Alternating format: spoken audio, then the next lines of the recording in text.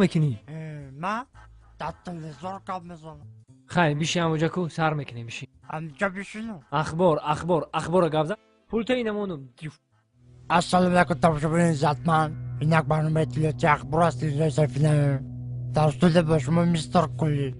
هفته سپر شده در شهر دوشنبه در چششون کرده در نزدیکی این ویدی دو دوست را دستگیر کردند.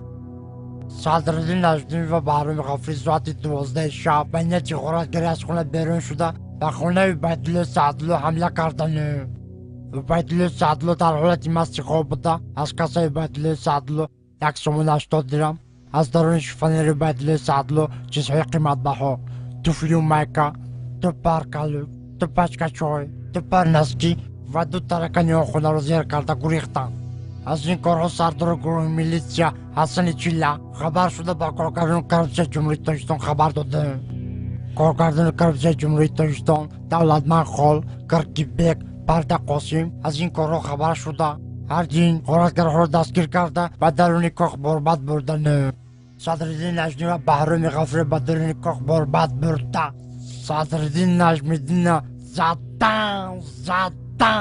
زدن تا با قدم خدا و اس میکنی. ای رو تسیا کدامی ژورنالیست دروغ میگه؟